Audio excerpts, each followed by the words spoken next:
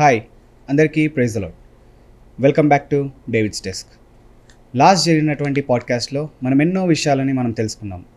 So ఈరోజు ఇంకొన్ని విషయాలు తెలుసుకోవడానికి మన మధ్యలోకి వచ్చినటువంటి స్వరూప్ బాబు గారిని మనం ప్రేమపూర్వకంగా ఆహ్వానం పలుకుతున్నాము. ప్రైజ్ ది లార్డ్ బాబు. వందనాలు. ప్రార్థన చేసుకుందాం.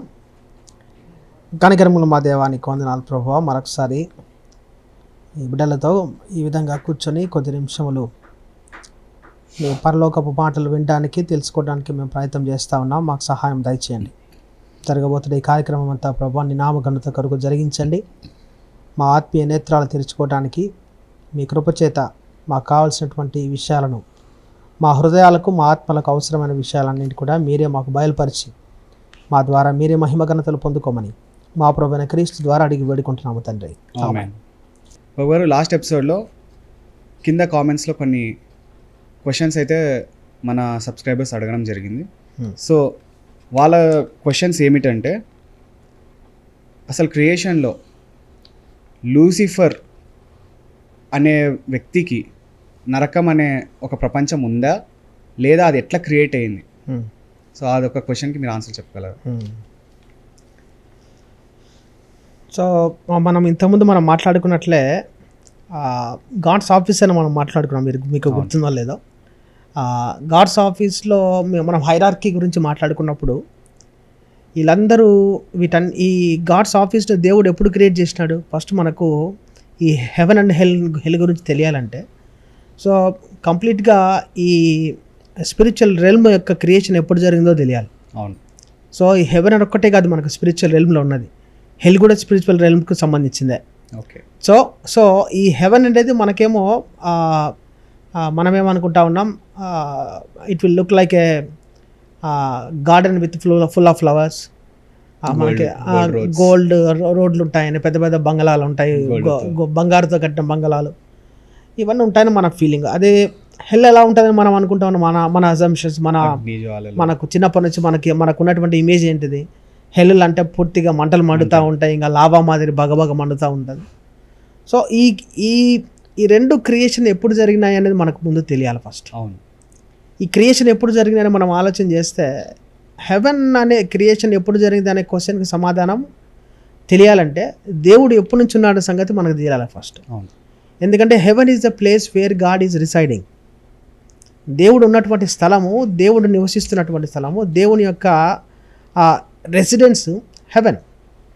పరలోకంలో దేవుడు అంటాడు కదా, సింహాసనం మీద నిత్యము ఆసీనుడైనటువంటి దేవుడు మన దేవుడు.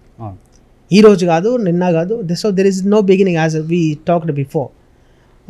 ఒక స్టార్టింగ్ లేకుండా నిరంతరము దేవుడు సింహాసనం వేసుకొని ఆసీనుడైనటువంటి స్థలము దేవుడు ఉన్నటువంటి పరలోకం, అది ఎప్పుడు ఉన్నది.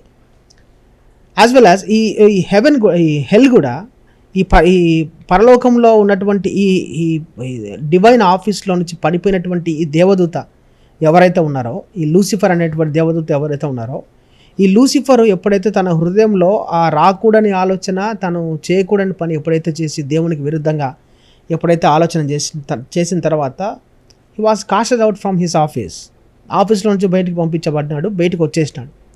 బయటకు వచ్చేసిన తర్వాత అతను ఎక్కడ ఉండాలి? ఆఫీస్లో ఉండడానికి వీల్లేదు, అక్కడ ఉండడానికి వీల్లేదు. ఇప్పుడు మన ఇంట్లో నుంచి బయటికి వెళ్ళిపోతే we will go in a for certain place, ఒక ప్లేస్కి మనం వెళ్తాం. సో ఇక్కడ ఆఫీస్లో నుంచి బయటకు వెళ్ళేటువంటి ఈ లూసిఫర్ అనేటువంటి దేవత ఎక్కడ ఉండాలి? దేవుడు ఏమంటున్నాడు? ప్రకటన గ్రంథం మనం మాట్లాడినట్టు 12th చాప్టర్ కదా, 12th చాప్టర్ 9 వర్స్. ఆ 9 వర్స్ మనం చదివితే అక్కడ ఏముంది? ఆ అపవాది, ఆ ఘట సర్పము, ఆ ఆది సర్పం అనేటువంటి ఆ ఘట సర్పం, ఇంగ్లీష్లో మనకి ఏమన్నది? డ్రాగన్ అని మాట్లాడుతుంది.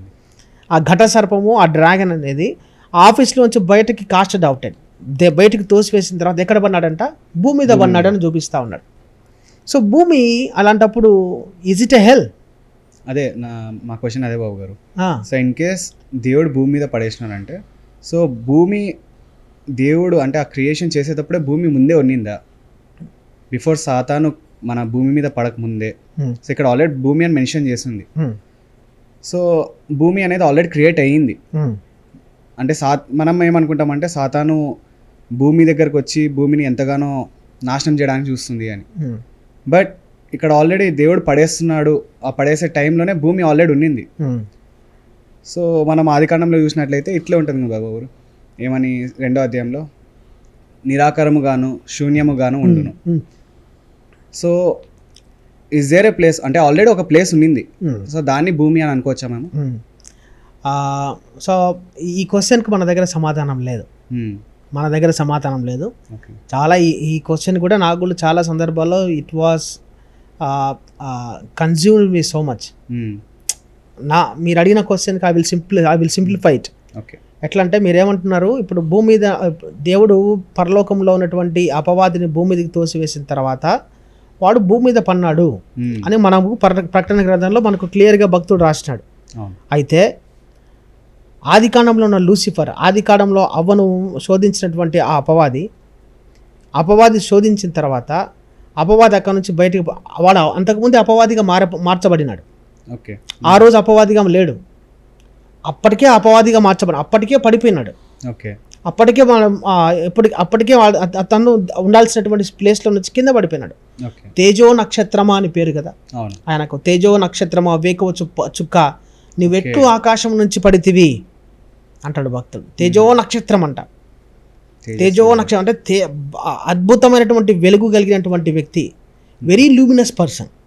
ఆయన దగ్గర నుంచి వెలుగులు ప్రసరింపగలిగినటువంటి శక్తి కలిగినటువంటి ఆ తేజో నక్షత్రమైన అపవాది ఆల్రెడీ పడిపోయినాడు.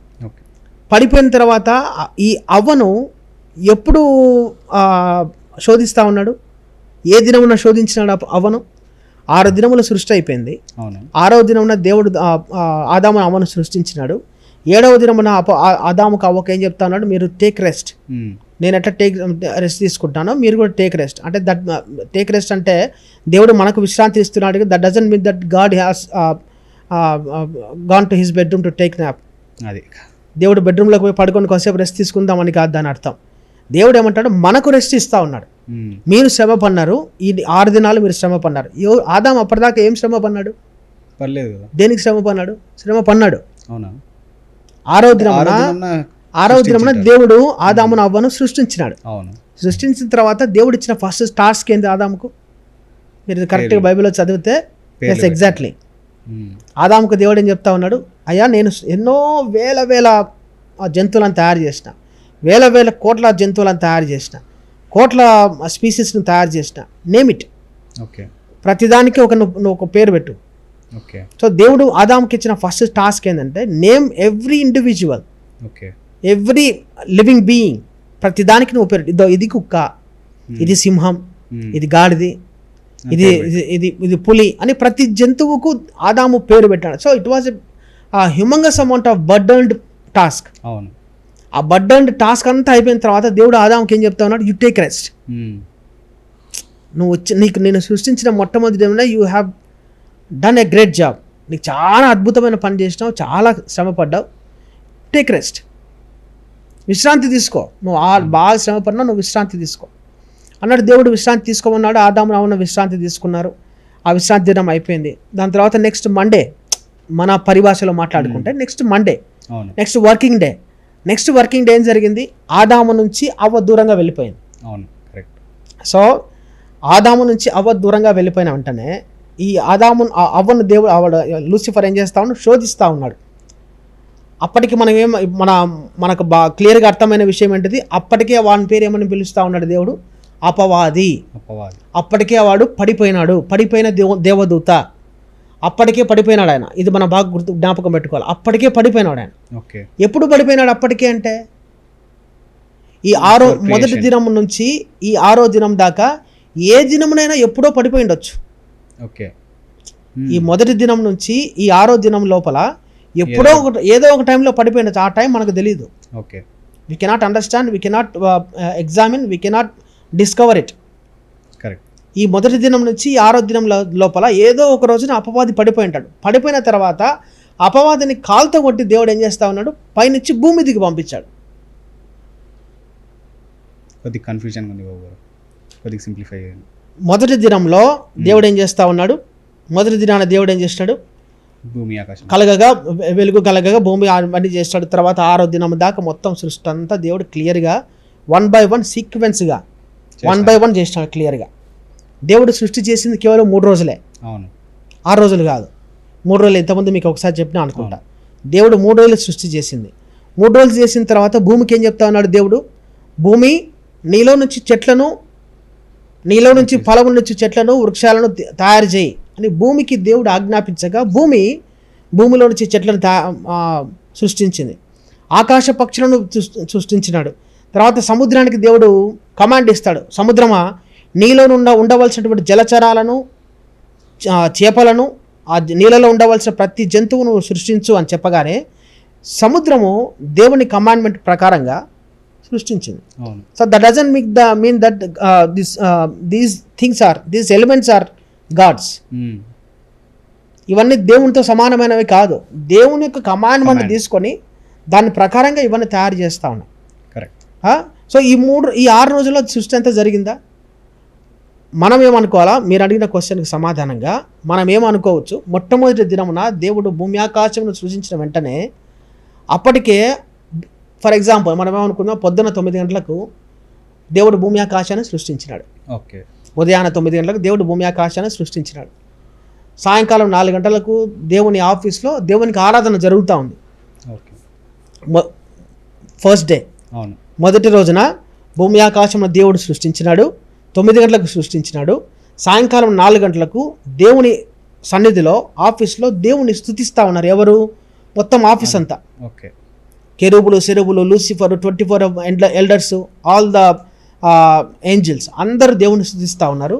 సాయంకాలం 4 గంటలకు స్తుతి ఆరాధన ఆరంభం అయిన తర్వాత 6 గంటలకు ఈ లూసిఫర్కు ఆలోచన వచ్చింది, నేను కూడా ఎందుకు స్తుతి పొందుకోకూడదు, ఎందుకో పొందుకోవడానికి నేను కూడా అర్హునే కదా, ఆయన ఒక్కడే ఎందుకు స్తుతి పొందుకోవాలా, నేను కూడా స్తుతి పొందుకుంటానని లూసిఫర్ 1వ దినమున 6 గంటలకు ఆలోచించి ఉండొచ్చు.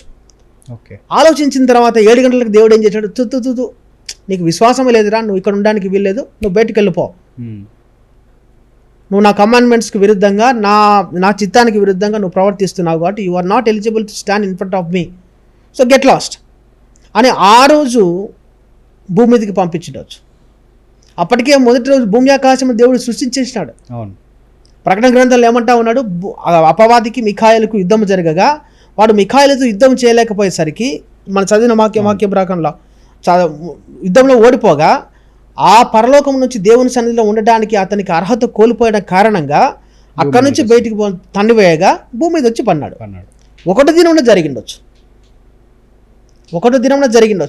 6వ దినమున అపవాదిని శోధించినాడు.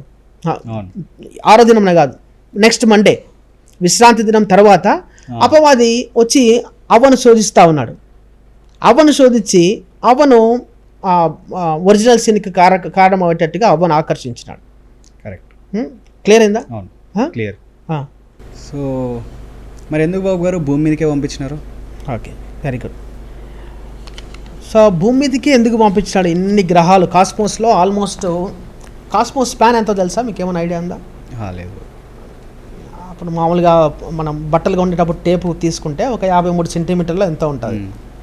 సో ఇట్లే కాస్మోస్, ఈ గ్రహం మొత్తం ఇది cosmos span 16,000 trillion light years అంట. అంటే ఒక్కొక్క గెలాక్సీలో ఆల్మోస్ట్ 16,000,000 కోట్ల కిలోమీటర్ల దూరం ఉంటుందంట. అంటే ఇప్పుడు మనం ఉన్న ఈ సూర్యగ్రహము, సూర్యుడు, చంద్రుడు, భూమి, ఈ 9 గ్రహాలు ఉన్నాయి. 9 కాదు, సారీ 10 గ్రహాలు. 9 గ్రహాలని అందరూ అనుకుంటా ఉన్నారు, పాపం 9 కాదు 10 అయినా ఇప్పుడు. సో ఈ 10 గ్రహాలు ఉన్న ఈ స్పాన్ అంతా కూడా దాదాపు 16,000 కోట్ల కిలోమీటర్ల దూరం. సో ఇలాంటివి ఎన్ని ఉన్నాయంట? 44 లక్షలు ఉన్నాయంట ఇలాంటివి. సో ఇది humongous amount of creation by A intellectual brain, intellectual supreme ideology. So ఇంత వ్యాస్ట్ మెజారిటీ ఆఫ్ కాస్మోస్లో, ఇంత వ్యాస్ట్ మెజారిటీ ఆఫ్ ప్లేస్లో భూమి మీదకే దేవుడు ఆ లూసిఫర్ని తోసివేయడానికి గల కారణం ఏమై ఉండొచ్చు? ఫస్ట్ దేవుని పరిశుద్ధ గ్రంథంలో మనకు మొట్టమొదటి ప్రవచనం ఎక్కడుంది? ఫస్ట్ మన పరిశుద్ధ గ్రంథంలో మొట్టమొదటి ప్రవచనం ఏందయ్యా అంటే, ఆ ప్రవచనం ఎవరాయా చెప్పిందంటే మనిషి చెప్పాలి. ఆ ప్రవచనం మొట్టమొదటి ప్రవచనం యెహోవా దేవుడు ప్రవచించినాడు. ఆదికాండం 3వ అధ్యాయంలో దేవుడు ఏమంటాడంటే, శోధనకు గురైన తర్వాత అపవాదిని, ఆదామును, అవ్వను ముగ్గురు నిలబెట్టి, that is the first court. అవును, జ్యుడిషియల్ సిస్టమ్ స్టార్ట్ అయింది అక్కడనే. జ్యుడిషియల్ సిస్టమ్ స్టార్ట్ కావడానికి కారణం అదే. దేవుడు ఆ ముగ్గురు నిలబెట్టి, అరే నువ్వు పాపం ఎందుకు చేసినావు, నేను చెప్పిన ఆ పండు తినొద్దన్నావు కదా, ఏంటి కారణం, give me your explanation. Judiciary system, మన జ్యుడిషియరీ సిస్టమ్ స్టార్ట్ కావడానికి అదే బేస్. అంటే ఒక నిందితుని కూడా ఒక అవకాశం ఇస్తా ఉన్నాడు దేవుడు. Explain yourself, what is the root cause of your sin. నువ్వు పాపం చేయడానికి, నువ్వు తప్పు చేయడానికి కారణం ఏంటిది. మనం చూస్తూ ఉంటాం కదా సినిమాలో మస్తు సార్లు, నేను తప్పు చేయలేదు, నేను వాడిని చంపడానికి కారణం ఇది, దొంగతనం చేయడానికి కారణం ఇది, ఈ కారణాలు నీ రీజన్. అఫ్ కోర్స్ దేవునికి అన్నీ తెలుసు, ఖచ్చితంగా వాళ్ళు పాపం చేయడానికి కారణం ఏంటో తెలుసు దేవునికి. But still he's giving a chance. Explain చేయడానికి, చేసుకోవడానికి దేవుడు ఛాన్స్ ఇస్తూ ఉన్నాడు. Explain yourself, what is your reason. ఆ రీజన్ చెప్పడంలో అక్కడ ఆ 3వ అధ్యాయం మనం చదివితే దాదాపుగా అక్కడ 21 శాపాలు ఇస్తాడు దేవుడు. 21 కర్సెస్ ఉన్నాయి అక్కడ. ఆ 21 శాపాల్లో ఈ వెరీ ప్యాథటిక్ సిచ్యువేషన్ ఏంటిదంటే, 8 శాపాలు అపవాదికి ఇస్తాడు దేవుడు. 8 శాపాల అపవాదికి, అంటే లూసిఫర్కు. 8 శాపాలు ఆదాముకి ఇస్తాడు దేవుడు. 5 శాపాలు మాత్రమే అవ్వకి ఇస్తాడు. పండు తిని పాపం చేసింది దేవుడు ఫస్ట్ వాళ్ళే. పండు తిని పాపం చేసిన వాళ్ళు, మామిడి పండ్లు తిని, ఆ పండు తిని, ఈ పండు తిని పాపం చేసిన వాళ్ళు, చివరికి ఎక్కువ శాపాలు పొందుకుంది ఎవరు? ఆదాము శాపాలు పొందుకున్నాడు. ఎందుకు కారణం?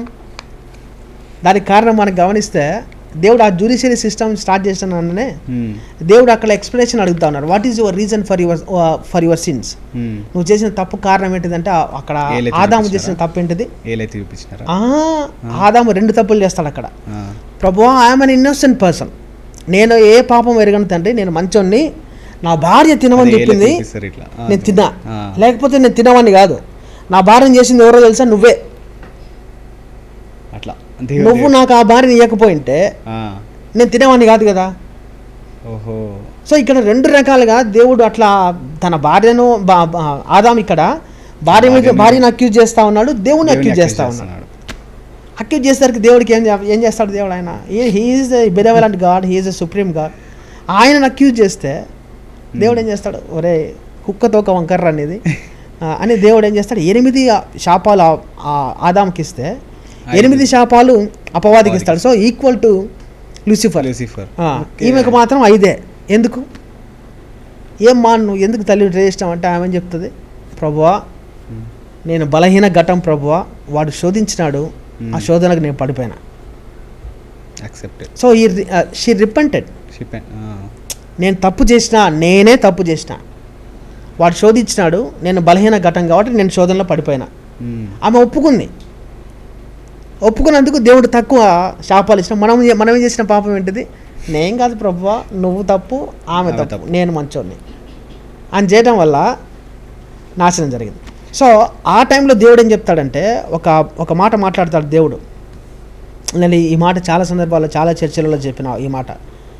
Maybe this was not the dialogue between this 3 groups. ఈ మనుషుల మధ్య దేవుడు మాట్లాడిన మాట కాకపోవచ్చు, కానీ ఒక భక్తుడు, I don't remember his name, ఒక ఆథర్ రాస్తూ అంటాడు, దేవుడు అంటాడంట అపవాదితో, O Lucifer, you have destroyed my plan of redemption with the help of a woman, and I will destroy your plan of destruction with the help of another woman. అపవాది ఏం చేస్తా ఉన్నాడు? ఈ అవ్వ సహాయం చేత మానవుని పట్ల దేవునికి ఉన్న ప్రణాళికను అపవాది నాశనం చేస్తున్నాడు. దేవుడు ఏం చేస్తా ఉన్నాడు? మరియా అని ఇంకొక స్త్రీని ఉపయోగించుకొని I will destroy your plan of destruction super అంటాడు. ఆ మాట అన్నాడంట. భక్తుడు ఇమర్స్ అయిపోయి ఆ మాట రాస్తాడు, కానీ ఎక్స్ట్రాడినరీ వర్డ్ అది. నువ్వైతే నా ప్లాన్ను నీ ఒక స్త్రీని ఉపయోగించి చేసుకున్నావు, నేను కూడా ఒక స్త్రీని ఉపయోగించి నీ ప్లాన్ ఆఫ్ డిస్ట్రక్షన్ నేను డిస్ట్రాయ్ చేస్తా అంటూ దేవుడు ఒక ప్రాఫెసీ రిలీజ్ చేస్తాడు. ఆ టైంలో నీ తల మీద కాలుతో తొక్కుతాడు. ఎవరంట? ఒక స్త్రీకి పుట్టిన సంతానం. So this is the first prophecy regarding the birth of Christ. Correct. Delivered by the almighty God, direct. Directly almighty God. Direct prophecy ఇది. ఈ ప్రాఫెసీ అనేది మనిషి నుంచి వచ్చింది అయితే this will call it as a prophecy, but this is not a prophecy, this is above prophecy. అవును. దేవుడు చెప్తాడు అన్నమాట, I will destroy your plan of destruction. ఆయన వచ్చి నీ తలను చిత్తకొత్తాడరా బాబు, సో బివేర్ అని ఆ రోజు చెప్తాడే. ఆ మాట నెరవేరాలి అంటే, ఆ మాట ఖచ్చితంగా నెరవేరాలంటే ఆ లూసిఫర్ గాడు భూమి మీద పడాలి. ఎందుకు భూమి మీద పడాలి? సరే, మనము మన మన మన మన టెక్స్ట్ మన ప్రకారంగా మనము we think so many things.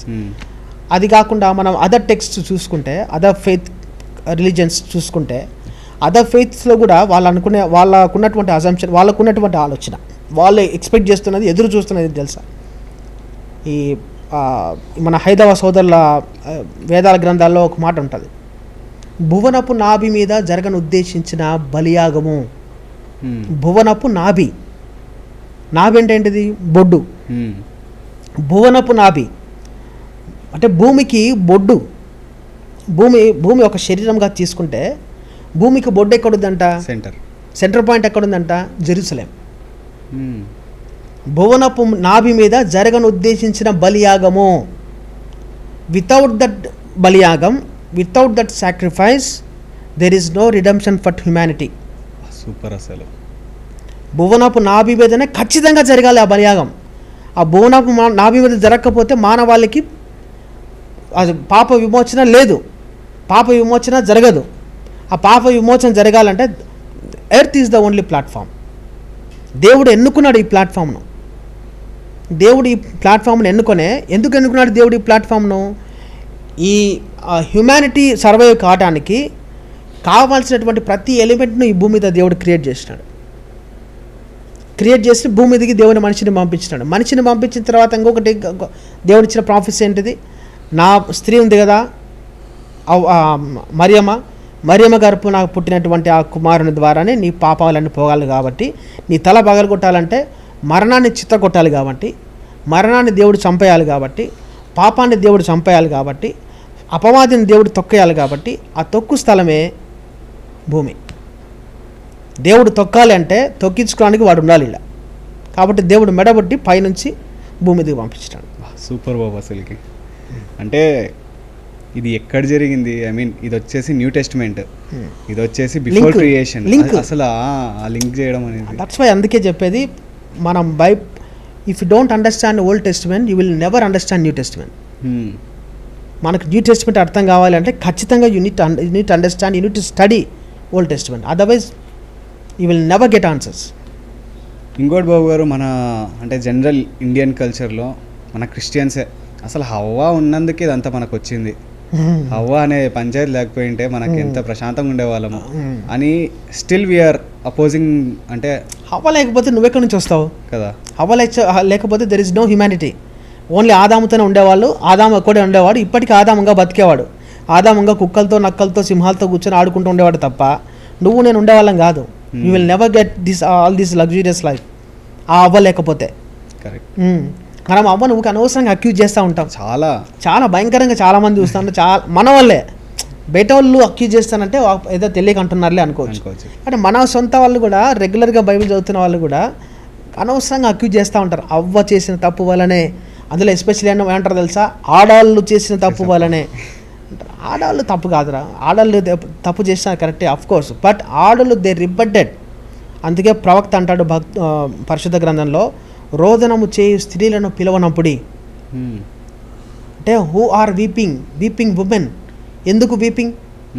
మనకు యేసుక్రీస్తు ప్రభు ఒక చోట చనిపోయినాడ్రా బాబు అయ్యా బోధకుడా చూద్దురా అంటే ఆయన వచ్చి లోపలికి వచ్చినప్పుడు అందరు కొంతమంది కూర్చొని ఏడుస్తూ ఉంటారు. వాళ్ళు ఏడ్చే వాళ్ళంతా ఎవరు? వాళ్ళ బంధువులా? కాదు. ఆ టైంలో జరిగే ట్రెడిషన్ తెలుసా? ఆ యూదుల కాలంలో, యేసుక్రీస్తు ప్రభు ఉన్న కాలంలో చచ్చిపోయిన ఇంట్లో శవాన్ని పెట్టేస్తే శవం ఉంటుంది అక్కడ.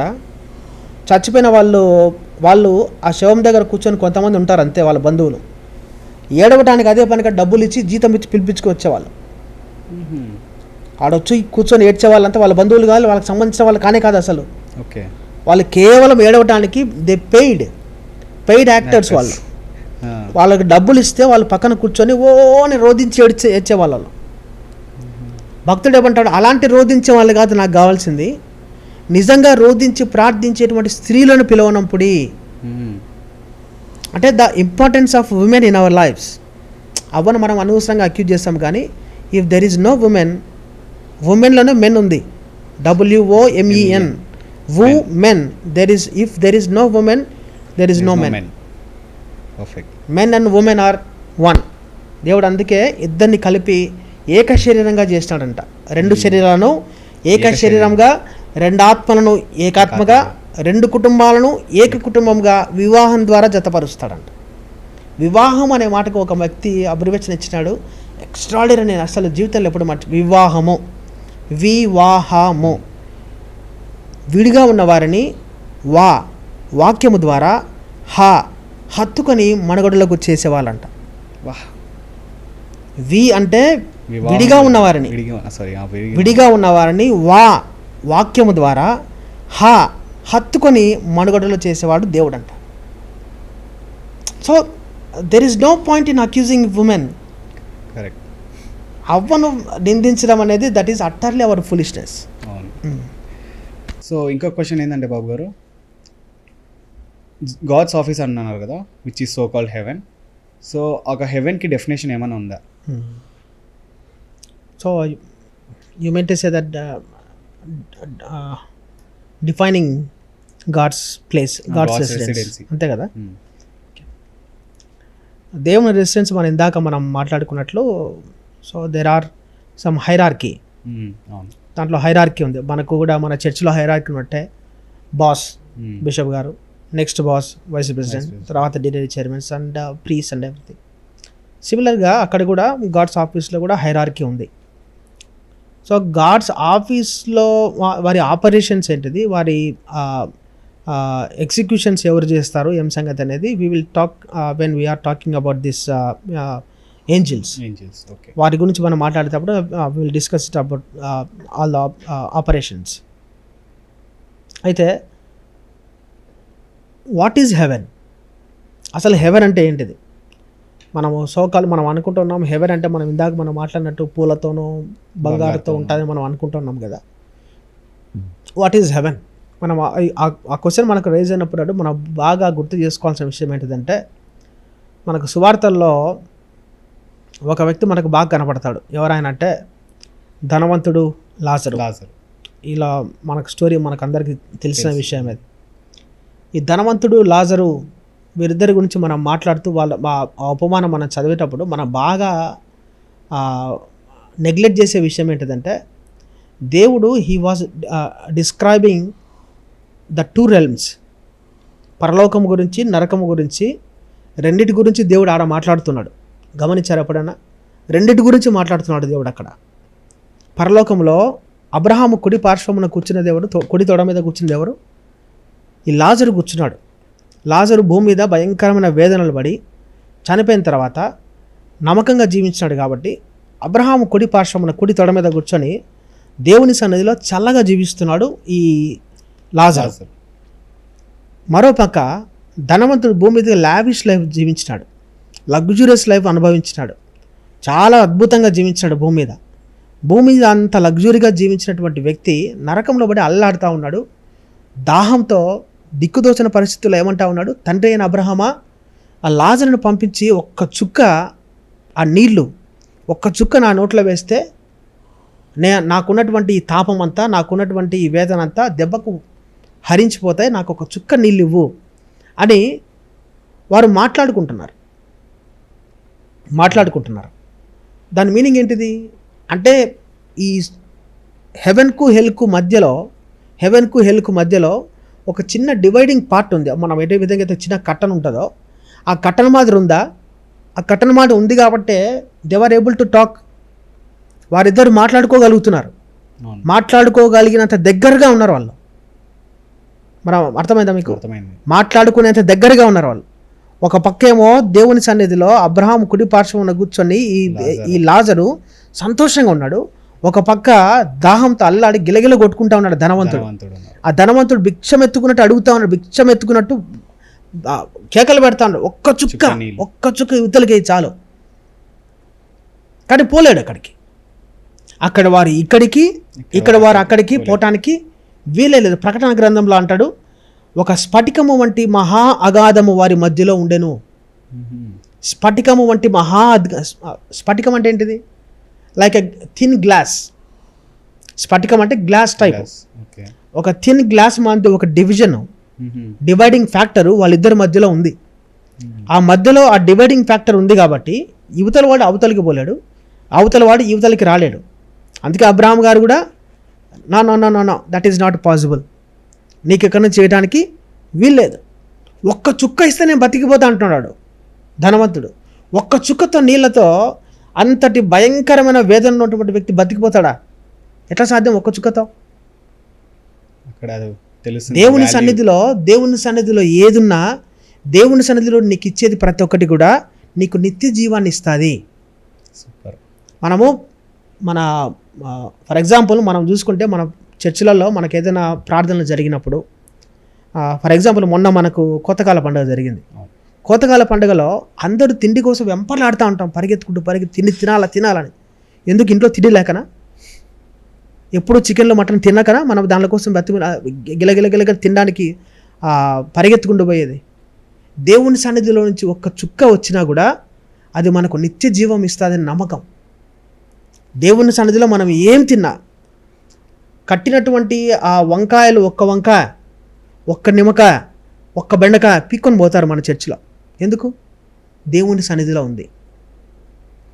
కూరగాయల మార్కెట్లో లేదు అది. కానీ అది ప్రపంచంలో చేయడం ఎంతవరకు కరెక్ట్ బాబు? ఏదది?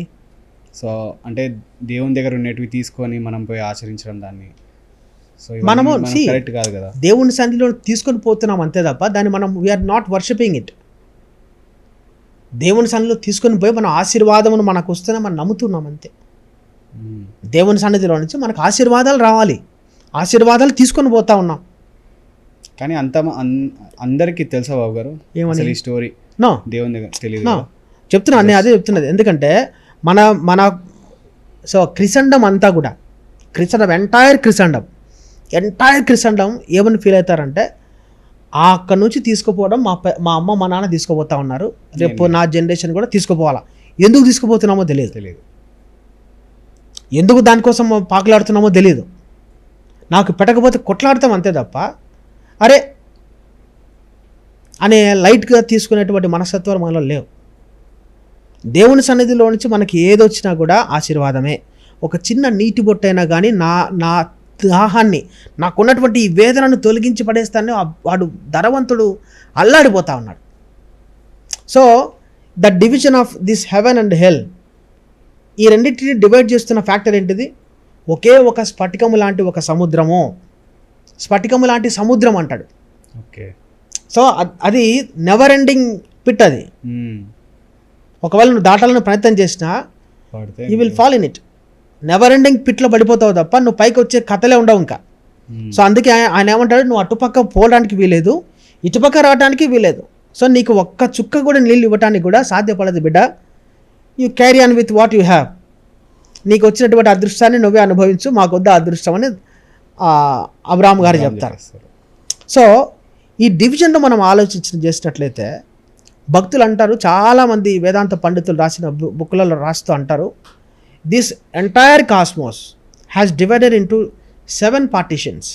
ఓకే. 7 పార్టీషన్స్గా డివైడ్ అయిందంట మొత్తం ఈ క్రియేషన్ మొత్తం. ఈ ఎంటైర్ ఈ 7 పార్టీషన్స్లో మొట్టమొదటి పార్టీషన్ ఏంటిదంటే, దేవుని యొక్క ధవలపు సింహాసనం మీద ఆసీనుడైనటువంటి దేవుడు మీది ఆకాశము. ఈ మాట విన్నారా ఎప్పుడన్నా? మీది ఆకాశము, మధ్య ఆకాశము, మూడవ ఆకాశము. ఈ మాటలు మీది ఆకాశము, మీది ఆకాశం అంటే that is the toppest level. ఆ మీది ఆకాశంలో ఎవరున్నారు? మీది ఆకాశంలో దేవుడు సింహాసనం వేసుకొని, దేవుడు ధవల సింహాసనం మీద ఆసీనుడైనటువంటి ఆ త్రియేక దేవుడు మీది ఆకాశంలో ఆయన సింహాసనం వేసుకొని కూర్చున్నాడు. So he's the final authority. So he's the boss. ఆయన టాప్ లెవెల్లో కూర్చొని అన్నిటిని చూస్తూ ఉన్నాడు. అందుకే పరిశుద్ధ గ్రంథం ఆదికాండం రాస్తా అంటాడు కదా భక్తుడు అంటాడు, యెహోవా దేవుడు భూమి తట్టు తేరి చూడగా, సింహాసనం మీద కూర్చొని మీది ఆకాశంలో కూర్చొని భూమి తట్టు దేవుడు తేరి చూస్తూ ఉన్నాడంట. తేరి చూడగా ఏం కనపడింది ఆయనకు? పాపము, వ్యభిచారము, అబద్ధమాడటము, హత్యలు చేయటము, మానభంగాలు చేయటము, దొంగతనాలు చేయటము, అబద్ధాలు చెప్పటము, ఇవి మనుషులకు వాడుకాయను. పొరపాటుగా చేయడంలా వాడుకైంది, అంటే అలవాటైంది, వాడుకైందంట వాళ్ళకు. సో ఆ మీది ఆకాశంలో దేవుడు ఉన్నాడు. మధ్య ఆకాశంలో 2 డివిజన్స్ ఉంటాయి. ఆ మధ్య ఆకాశంలోనే ఈ ఆదాము గారు, అబ్రహాం గారు, ఈ లాజరు, ఈ ధనవంతుడు, ముగ్గురు ఉండరు వీళ్ళు. 3వ ఆకాశంలో మీది ఆకాశము, మధ్య ఆకాశము, ధనవంతుడు కూడా ఉన్నారా? దాని గురించి క్లియర్గా మళ్ళీ చెప్తా. సో ధనవంతుడు కూడా ఉన్నాడంటే మీకు వచ్చే ఆలోచన ఏంటంటే, అంటే నరకం కూడా పైనే ఉందా? మధ్య ఆకాశంలో ఉందా? నరకం కూడా మధ్య ఆకాశంలో పైనే ఉందా? Yes, exact. దాని గురించి కూడా ఖచ్చితంగా వివరిస్తా. సో దీంట్లో 2 డివిజన్స్ ఉన్నాయి. అబ్రాహాం గారు అక్కడే ఉన్నారు, ఇటుపక్క ధనవంతుడు ఉన్నాడు. సో 2 డివిజన్స్ ఉన్నాయి. స్ఫటికము వంటి సముద్రం ఇక్కడ డివైడ్ చేస్తూ ఉంది. మూడవ ఆకాశంలో నీతిమంతులైనటువంటి వారు, క్రీస్తునందు నిద్రించినటువంటి వారు ఇక్కడ రెస్ట్ తీసుకుంటా ఉన్నారు. This is the resting place 3వ ఆకాశంలో. 4th ప్లేసు భూమి. సో దిస్ ఈస్ ద భువనపు నాభి, ఈ సృష్టికి నాభి. ఓకే, ఈ సృష్టి మొత్తానికి నాభి కూడా భూమే. భువనపు నాభి ఏంటిది? యెరూషలేము. సృష్టి మొత్తానికి నాభి ఏంటిది? భూమి. ఈ 7 పార్టీషన్స్లో మొదటి 3 పార్టీషన్స్ అయిపోయినాయి. 4వ పార్టీషన్లో భూమి ఉంది, అంటే మధ్యలో. 3rd పార్టీషన్స్ నుంచి నరకం పాతాళం స్టార్ట్ అవుతుంది. దాంట్లో 3 లెవెల్స్ ఉన్నాయి. ఓకే, లాస్ట్ చిట్ట చివరిలో ఉన్నది నరకం. నేను పైకి ఇందాక మీరు అడిగిన క్వశ్చన్లో ఈ 2వ ఆకాశంలో అబ్రహాం గారు, ఈ ధనవంతుడు, లాజరు ముగ్గురు పైన ఉన్నారా? ఎట్లా సాధ్యమని మనం అనుకుంటా ఉంటాం కదా. క్రీస్తు ప్రభుల వారు శిలువ మీద మరణించినప్పుడు ఈ దొంగతో ఒక మాట అంటాడు, నేడు నీవు నాతో కూడా పరదైసులో ఉందువు. పరదైసులో ఉందు అని అంటేనే దేవుడు ఆ చనిపోయిన వెంటనే, దేవుడు మరణించిన వెంటనే దేవుడు ఎక్కడికి వెళ్ళినాడు? ఎక్కడన్నది నరకం? అది నరకం కాదు, పాతాళము అంటాడు. పాతాళం ఎక్కడుంది? ఆ పాతాళము కొరందీలకు రాసే పాతాళం అనగా భూమి కిందికి దిగను అనే అర్థం వచ్చును కదా అంటాడు. సో పాతాళం అంటే దేవుడు అక్కడ దేవుడు మరణించిన వెంటనే దేవునితో పాటుగా దేవునికి అసిస్ట్ చేసినటువంటి అద్భుతమైనటువంటి అవకాశం ఎవరికి ఇచ్చినాడు తెలుసా? దేవుడు శిలువలో ఆయనతో పాటు మరణించిన ఆ దొంగనికి ఇచ్చినాడు. డెస్మాస్ ఆయన పేరు ఇద్దరు దొంగలు, గెస్టాస్, సూపర్, గెస్టాస్, డెస్మాస్. వాటిలో ఈయనకు, ఈ దొంగనికి దేవుడు అద్భుతమైన అవకాశం ఇచ్చినాడు. ఆయన కనువిని అసలు పొరపాటున కూడా కళలో కూడా ఊహించినాడు. అంత అద్భుతమైన అవకాశం. యేసుక్రీస్తుతో పాటుగా కలిసి ఆయన పాతాళంలోనికి వెళ్ళిన తర్వాత పాతాళంలో అంతదాకా ఎవరున్నారంటే అక్కడ పాతాళంలో ఆదాము నుంచి క్రీస్తు మరణించేంత వరకు ఎవరెవరైతే నీతిమంతులు క్రీస్తునందు నిద్రించారో, ఎవరెవరైతే చనిపోయారో వాళ్ళందరూ కింద పాతాళంలో ఒక చెరలో ఎదురు చూస్తూ ఉన్నారు. For what? దేనికోసం ఎదురు చూస్తూ ఉన్నారు? రక్షణ రావటానికి, ఆ దేవుని సృష్టి ఆరంభానికి ముందుగానే సిద్ధపరచబడినటువంటి ఆ లోక పాపములు మోసుకుని పోయే దేవుని గొర్రెపిల్ల యొక్క రక్తం కొరకు వీళ్ళందరూ చెరలో ఎదురు చూస్తూ ఉన్నారు. ఆదాము మొదలుకొని అందరూ. సో ఒక భక్తుడు రాస్తా అంటాడు, ఆయన ఎక్స్ట్రాడినరీగా రాస్తే దాన్ని నరేట్ చేస్తూ అంటాడు, దేవుడు వాళ్ళు ఎదురు చూస్తున్న ఆ చెర యొక్క తలుపు కొట్టినంటనే ఆదాము గారు వచ్చి తలుపు తెరిచినాడంట. తలుపు తెరిచినంటనే రక్తసిక్తమైనటువంటి యేసుక్రీస్తు యొక్క శరీరాన్ని చూసి, ఎవరయ్యా నీకు ఇంత, నీ శరీరం అంతా ఇట్లా దున్నబడింది, ఇంత భయంకరంగా దెబ్బలు తగిలిన ఎవరాయను అంటే, మీకోసము ప్రాణాన్ని ఇవ్వడానికి వచ్చిన లోక పాపమును మోసుకొని పోయే దేవుని గొర్రెపిల్లను నేనే అన్నంటనే ఆదాము మొదలుకొని అబ్రహాము, ఇస్సాకు, యాకోబులు ఎవరెవరైతే నీతిమంతులు దేవునిలో ఉన్నారో వాళ్ళంతా సాష్టాంగ నమస్కారం చేసి దేవుణ్ణి స్తుతించినారంట. On the spot. ఇన్ని సంవత్సరాల మా ఎదురుచూపు ఈ క్షణంతో పటాపంచలేదు కదా ప్రభువా అని గట్టిగా కౌగిలించుకున్నారంట వాళ్ళంతా. సూపర్. కౌగలించుకొని ఏం చేస్తాడు దేవుడు ఆడ? వాళ్ళందరికీ దేవుడు తన తాను రివీల్ చేసుకున్న తర్వాత హాయ్ టాటా బాయ్ బాయ్ అని చెప్పి వెళ్ళిపోలే దేవుడు. ఆ చెరను చెరగా పట్టుకొని 3వ ఆకాశమునకు కొనిపోయాను అంటే, సో దేవుడు వాళ్ళందరినీ మీ ఎదురు చూపులో దిస్ ఇస్ ద ఎండ్. మీరు ఇన్ని రోజులు లోక పాపములు మోసుకొని పోయి గొర్రెపిల్ల కోసం ఎదురు చూస్తూ ఉన్నారు కదా, I am here. So what is the meaning of waiting? నాతో పాటుగా రండి అని వాళ్ళందరినీ తీసుకుని చెరను చెరగా ఎత్తుకొని 3వ ఆకాశాన్ని కొనిపోయినాడే. ఆ కొనిపోయినప్పుడు అప్పుడు ఇక్కడ నీతిమంతులు, ఇక్కడ దేవుని చేత వెలివేయబడినటువంటి అనీతిమంతులు, పడిపోయినటువంటి వాళ్ళంతా కూడా ఒకే చోటలో దేవుని తీర్పు కోసం ఎదురు చూస్తూ ఉంటారు. ఆ తీర్పు కోసం ఎదురు చూడడం వల్లనే ఇక్కడ అబ్రహాం గారు ఉన్నారు, ఇక్కడ ధనవంతుడు ఉన్నాడు. ఈ ధనవంతులు, పాపులు, దుర్మార్గులు, వ్యభిచారులు, నరహంతకులు వీళ్ళంతా కూడా ఆ నరకంలో అల్లాడిపోతూ ఉన్నారు ఆడ. ఎంతవరకు? దేవుని తీర్పు అయ్యేంతవరకు. So this is the division of heaven and hell. So 3వ ఆకాశం దగ్గర ఇద్దరు ఉంటారు. ఓకే. సో అక్కడ తీర్పు తీర్చబడిన వారిని తీర్పు తీర్చేంత వరకు అక్కడే ఉంటారు. తీర్పు తీర్చిన తర్వాత వీళ్ళందరి కింద పైన ఇక్కడ ఇటుపక్క ఎదురు చూస్తూ ఉన్నారే ఈ నరకంలో ఉన్న వాళ్ళందరినీ దేవుడు తీసుకొచ్చి నెవర్ ఎండింగ్ పిట్లో పడేస్తాడు. Okay. Along with Lucifer. Okay. అసలు ఇంతవరకు మాకు ఇవన్నీ తెలియదు బాబు గారు, మ్యాక్సిమం మాకు తెలియదు. సో ఇంత చెప్పినందుకు మీకు చాలా థ్యాంక్స్ చెప్పినా సరిపోదు. చాలా బాగా చెప్పారు బాబు గారు, చాలా బాగా డిఫైన్ చేశారు. సో మెయిన్గా ఈరోజు తెలుసుకుంది ఏంటి అంటే ఈ యొక్క ఎపిసోడ్లో హెల్ అండ్ హెవెన్ దాని గురించి తెలుసుకున్నాము. దాని తర్వాత మళ్ళీ division of hell and heaven, దాంట్లో ఎన్ని పార్ట్స్ ఉన్నాయి, అసలుకి ఏంది, మధ్యాకాశం అంటే ఏంది, మిది ఆకాశం అంటే ఏంది, 3వ ఆకాశం అంటే ఏంది, భూమి అంటే ఏంది, దాని తర్వాత 3 పార్ట్స్ ఆఫ్ హెల్స్ అంటే ఏంది, ఏ టైంలో జీసస్ వచ్చి వాళ్ళ డిసైపుల్స్ అందరినీ తీసుకొని పోయినారు, ఈ యొక్క ఆదాం నుంచి ఇప్పుడు వరకు జరుగుతున్న ప్రతి ఒక్కరిని ఏ విధంగా జీసస్ తీసుకోబోతున్నాడు. సో ఇవన్నీ తెలుసుకున్నాము. ఇంకోటి ఏమంటే అసలుకి ప్రపంచం కాస్మోస్ స్టేజ్లో ఉన్నప్పుడు ఎట్లా ఉన్నింది అది ఒకటి తెలుసుకున్నాం బాబు గారు. ఇంకా ఎవరైనా ఏమైనా క్వశ్చన్స్ అడిగితే కామెంట్స్ రూపంలో ఖచ్చితంగా ఇన్డెప్త్గా నెక్స్ట్ ఎపిసోడ్లో ఖచ్చితంగా వాటిని కవర్ చేయడానికి ట్రై చేస్తాం బాబు గారు. ఇంకా మీకు ఏమైనా డౌట్స్ ఉన్నట్లయితే ఖచ్చితంగా కామెంట్స్ మీకు ఓపెన్లోనే ఉంటుంది. మీరు దయచేసి మీరు అందరు కామెంట్స్ చేస్తూ మీరు దయచేసి దాంట్లో కామెంట్ చేసి మాకు తెలుపుతారని మేము ఆశిస్తున్నాము. మీరు ఖచ్చితంగా మా యొక్క ఛానల్ని సబ్స్క్రైబ్ చేస్తారని నమ్ముచున్నాను. అదేవిధంగా కిందన్న బెల్ ఐకాన్ని కొట్టి లేదా టచ్ చేసి మమ్మల్ని సపోర్ట్ చేయవలసిందిగా కోరుకుంటున్నాను. Signing off, David.